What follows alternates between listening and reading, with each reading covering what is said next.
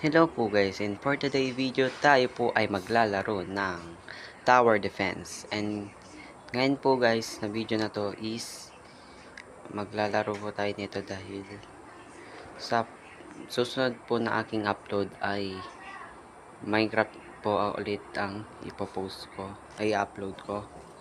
Yan guys. Yan, mayroon pong tutorial dito. Yan guys. Oo nga pala guys, huwag nyo nang kalimutan mag-like and subscribe and share the video, and sana i-like mo lang to, kahit isang like lang man. Appreciate ko na po yun, yung mga isang. Ngayon po guys is lagay po natin tong mga army dito. Yan po. Saan pa po natin nilalagay guys? Oh. Dito kaya sa dito na lang mamaya. Yan po guys, nanalo po tayo. Yan. Yan po guys, upgrade po natin yung ating mga weapons para mas lumakas po. Yan, upgrade po natin yan. And maglagay na rin po tayo ng laser. Saan kaya? Dito na lang po guys. Yan, rotate po natin.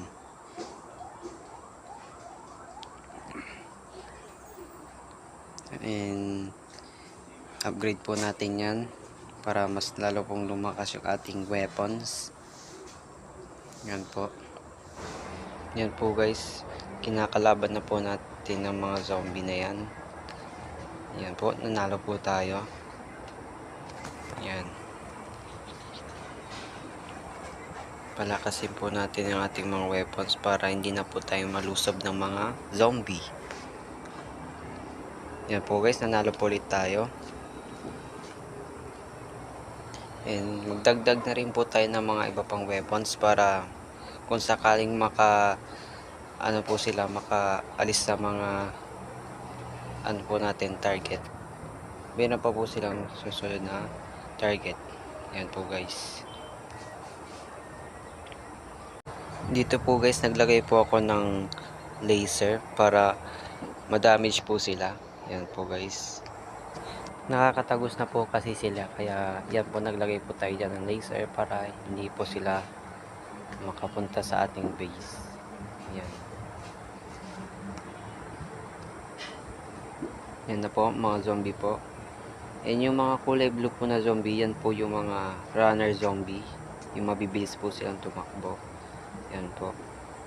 Madali lang po silang mapatay kasi po yung HP po nila is mababa. Yan po. And yung green zombie po, yan po yung mga normal zombie. Yan po yung normal lang po sila. Yan. Mapatay na po. And next round na po yan. Nagdagdag na rin po ako ng isa pang weapons natin dito. Yan guys. And magdagdag pa po tayo ng isang weapons dito. Yan guys. Para mas lalong hindi po sila makapasok. Yan na po yung runner zombie.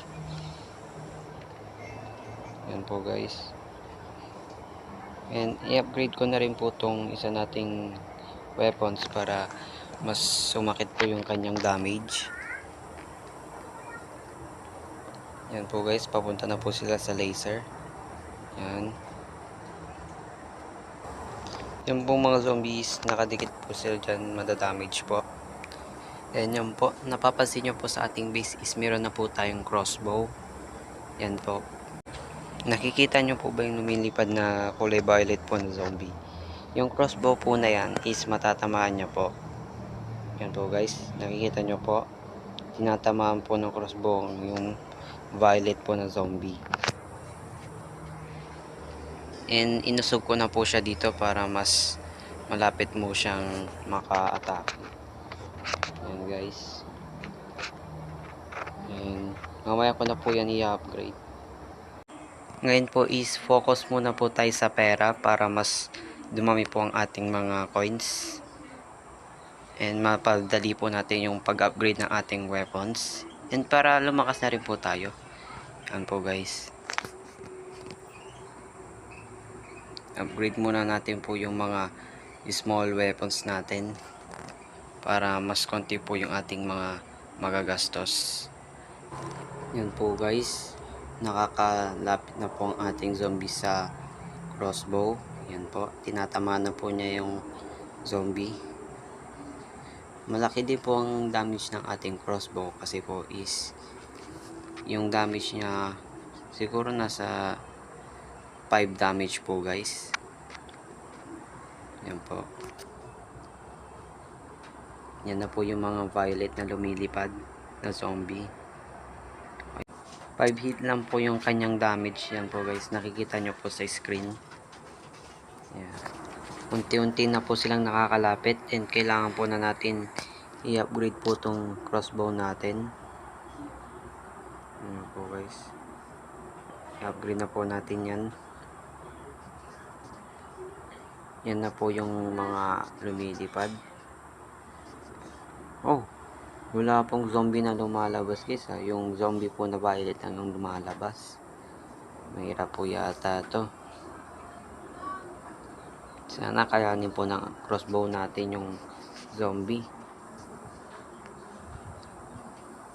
Yan po guys. Yan po. Na kinaya po natin yung mga lumilipad na zombie and nandito na po tayo sa stage 21. And yung kalaban na po nating zombie is yung red po. Yung mga red zombie po na yan is yan po yung mga tank zombie po guys. Yan po ay mahirap pong patayin din. And makunat po sila. Kaya po sila tinawag na tank zombie. Yan po. Yan po yung mga normal na zombie lang po. Medyo naglalag po ang ating CP guys. Yan. Oh. Ang dami pong lumabas na zombie guys. Sana guys kayanin po ng mga weapons natin yung mga zombie na po yan. And may lumabas pa pong violet na zombie. Kayang-kaya po yan ng ating crossbow. Kasi po malakas po ang damage niyan. Yan po guys. Napabagsak niya na po ang violet na zombie. And pinapatay niya rin po yung mga nasa low ground. Katulad po niyan. Yan po guys. Mananalo na po tayo. And next round na po tayo niyan. Yan po. Stage 22 na po tayo. Yan po guys. May lumabas na tank zombie. Yan yung green na zombie po. And ayusin po natin tong mga nakalagay po na pader kasi nagkamali po tayo sa paglagay ng mga pader. Yan po guys. Kalaban po natin yung mga violet na zombie. Yan po yung mga mahirap kalabanin kasi yan po guys, nakikita nyo lumilipad po sila. And masusugod na po ang ating base. Yan po guys. Oh, napatay po yung ating base. Yan po ulit. Konti na lang po guys. Kapag naging 1k po yung ating pera, bibili po tayo ng crossbow para mas mapadali po yung ating pag ano po sa zombie pagpatay. Yan po. Hirap po nila kasing mapatay kasi po makunat din po sila. Yan po. Yan. Yan po guys. Ulit na naman po tayo. Yan po. Ang hirap nilang patayin. Kasi lumulutang po kasi sila guys. Kaya ang hirap po nilang patayin. Kaya ang kailangan po natin gawin is i-upgrade po natin yung ating crossbow para po mas madali po nila mapatay yung mga zombie na yan. Yan po. Yan po guys, sumusugod na po yung mga violet na zombie na yan. Hingirap po nilang patayin yung mga violet na zombie na po yan. Yan po din na lang po guys, na-upgrade po natin yung ating crossbow kaya medyo mapapadali po ang ating pagtapos sa kanila. And guys, dito ko muna po tatapusin ng aking video. And sana po napasaya ko po kayo. And huwag nyo na rin pong kalimutan mag-like and subscribe and share the video po. And maraming salamat po. And bye-bye po.